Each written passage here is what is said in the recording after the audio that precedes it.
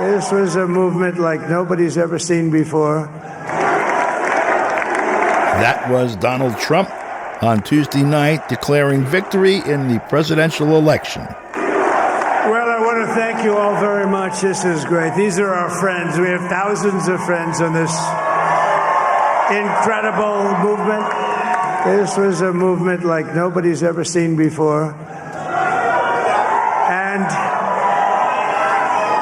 frankly, this was, I believe, the greatest political movement of all time. There's never been anything like this in this country and maybe beyond. We overcame obstacles that nobody thought possible, and it is now clear that we've achieved the most incredible political thing. Look what happened. Is this crazy? We also have won the popular vote. That was great. Very proud of that.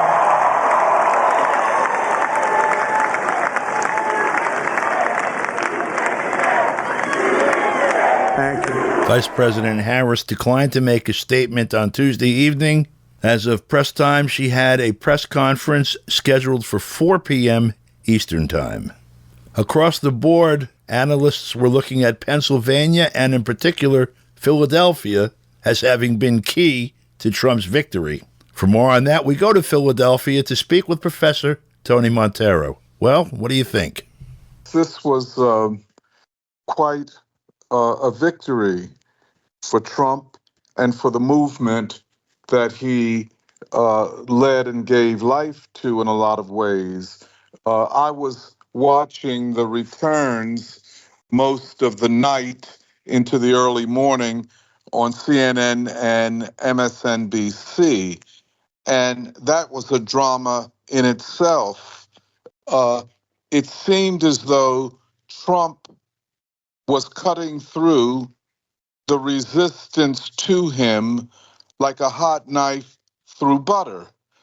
I had speculated that Trump had a very good chance of winning, but I felt it would be a very close election. I doubted that he could take the popular vote, and I thought in the end it would be kind of a very tight race and a standoff until it came to Pennsylvania.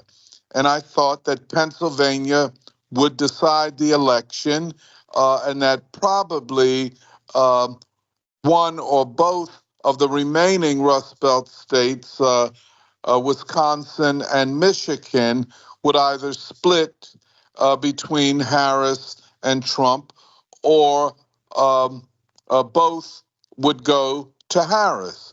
Well, I was completely wrong. There was a movement that would not be denied.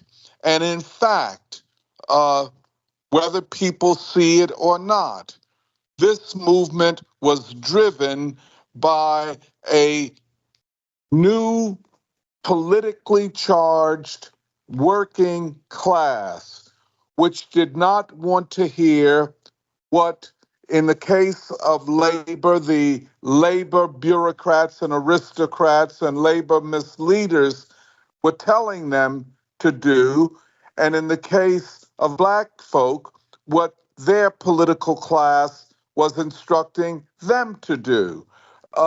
So by the time we got to Pennsylvania and Trump was leading in the early balloting, the commentary on both of the mainstream channels was that, well, when he gets to the collar counties like Bucks County and Montgomery County and Delaware County, which presumably would be the place where the resistance, especially of white women who had college degrees, would be enough to slow the Trump momentum down in Pennsylvania.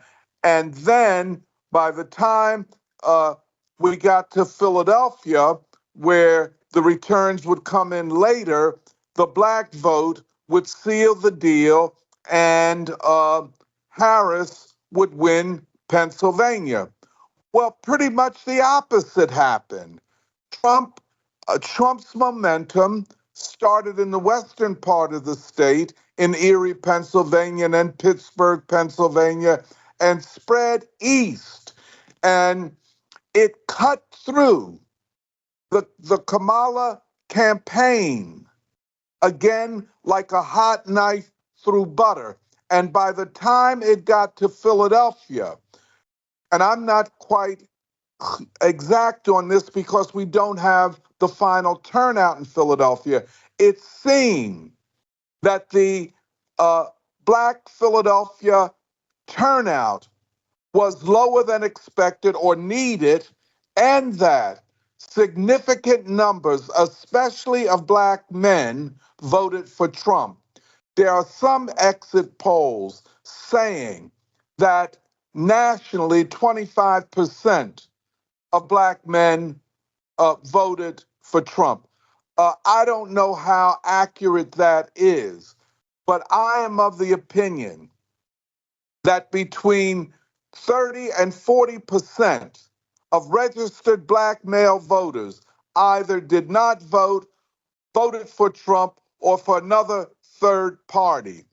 This was enough to undo whatever resistance was needed in Philadelphia to defeat Trump in Pennsylvania.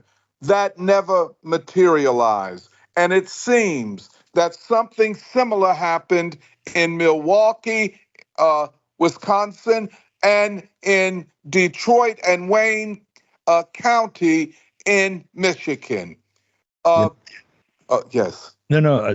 Just in Philadelphia specifically, you had predicted this in essence, saying that, and in any event, allowed for the possibility, that this would be a focal point of it, that this cohort of Black men in Philadelphia would decide or could decide how Philadelphia goes, and of course Philadelphia deciding how Pennsylvania goes, and Pennsylvania helping to decide how the country goes, which is all of which is exactly what happened. And you're talking about reaching the college-educated women in the suburbia, who the Democrats were counting on voting on abortion rights. Instead, apparently, and even the MSNBC heads this morning were saying this, they realized that their own pocketbook issues mattered more to them. They decided that their pocketbook issues mattered more to them than abortion rights, if that were really what choice was. Yeah. Yeah. And that's, but it's so interesting. It's like a battlefield victory. The resistance that the Kamala Harris campaign had hoped to put up never fully materialized. And that is what is so striking. I thought that there would be greater resistance, although it occurred to me that by the early part of October, the Kamala Harris campaign had hit a brick wall, and that by 2 weeks out from the election, it was unraveling. And this unraveling had to do with internal contradictions about how to go forward and how to defend its position in Pennsylvania. For example, the Philadelphia Democratic Machine went public saying that the Kamala Harris campaign had literally abandoned the get out the vote effort, not abandoned it, but kind of played it as less important uh, to the suburbs, and therefore funding was inadequate in Philadelphia to get out the vote, and was being shifted to the suburbs. Well, this would not go down well with a certain part of either the Kamala Harris campaign or the Democratic Party. And we saw it on full view as the resistance to Trump crumbled. It crumbled in Pennsylvania. And once they knew they couldn't win Pennsylvania, they knew it would be an early night and Trump would get the number of electoral votes necessary. So course, it's a long way from now to January 20th. And there's going to be a very interesting period of, I don't know, acquiescence, acknowledgement, contradiction, conflict, whatever. Two separate cohorts who have been at each other's throats for years now, with Trump as one of the central figures in that. And this thing that happened last night. What do you think happens in terms of, the people that say that the opposition, Democratic constituency, Democratic Party constituency? What are they going to do going forward? And what's the party going to be saying to them going forward? Well, the Democratic Party faces an identity crisis.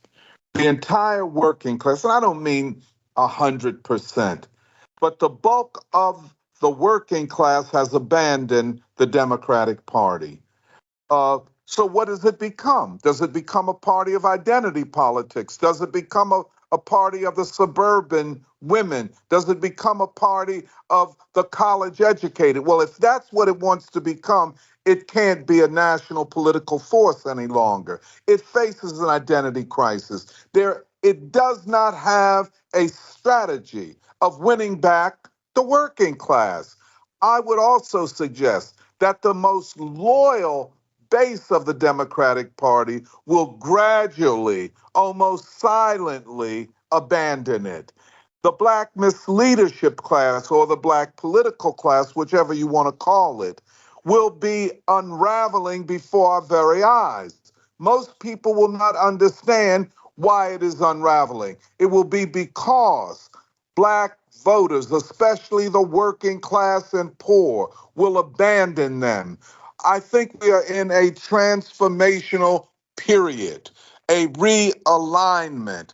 And I would suggest that anyone who is interested in progressive or radical politics pay close attention to this transformation, because the engine of it is the American working class.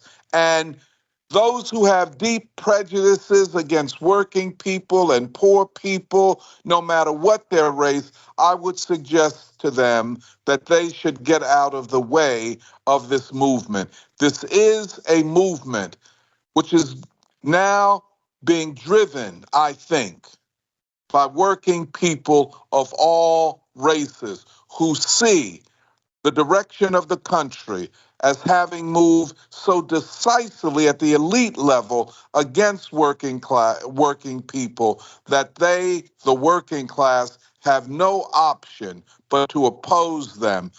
Professor Monteiro, thank you so much. Appreciate it. Thank you. For KPFK, I'm Don DeBar.